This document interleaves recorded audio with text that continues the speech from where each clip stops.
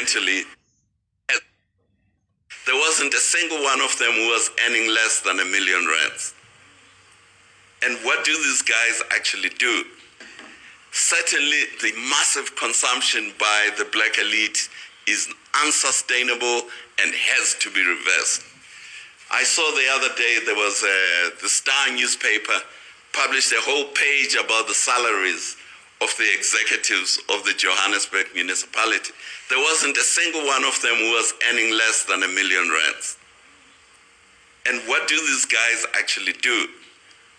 They're earning a huge amount of money now. Multiply that with the many other cities that we have in this country, and you can see for yourself what is happening to the wealth of South Africa. It's being diverted to from the production sector of South Africa to this massive consumption by the black elite, and incidentally to this welfare spending, which reinforces the poverty of the poor Africans. It doesn't solve their poverty. Somebody pointed out to me the other day that South Africa, the South African taxpayer, is unique amongst taxpayers in paying twice for the same thing.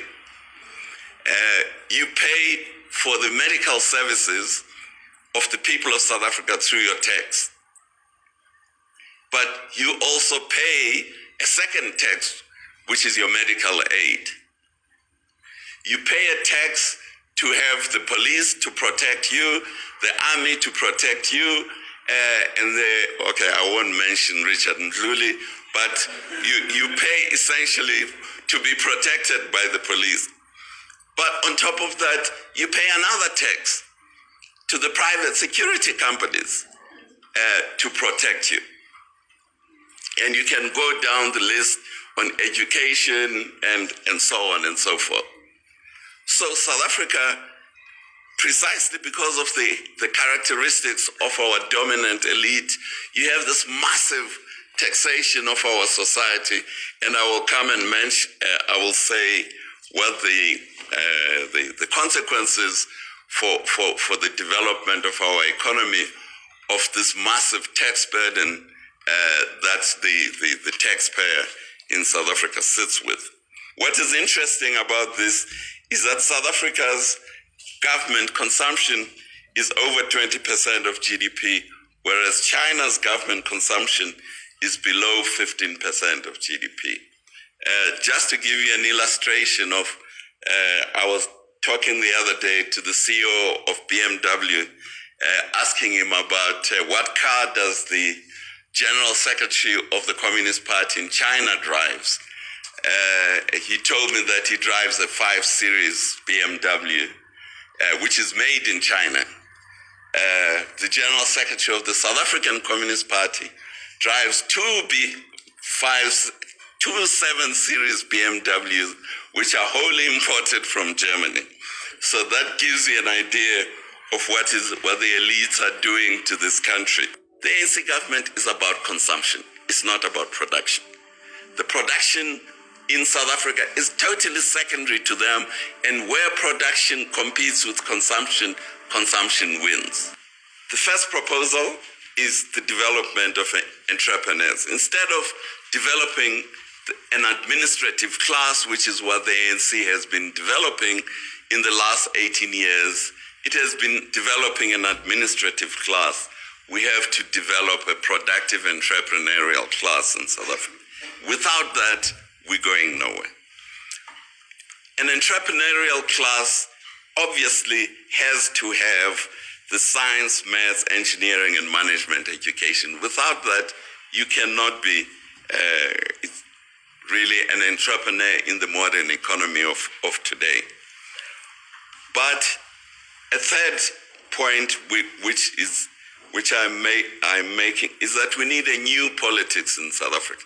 A new, more inclusive politics, not a politics just dominated by the black elite and the black poor, but we need a politics that is more inclusive, that will include formal sector workers like my friends in COSATU, that will include the owners of the productive assets of South Africa, the capitalists, as you Because without including these two critical components of our production system, which is the formal sector workers, most of whom belong to unions, and the capitalists who control our assets, as long as they are out of the political loop and the decision-making system, political system of South Africa, we will never have economic growth that is meaningful. We will be treading water between the 2, 3, 3.5%, which is what is happening to South Africa. Because these two groups, at the end of the day, control the productive assets of this country. And if they are not incorporated into the decision-making of our political system, you are not going to see economic growth.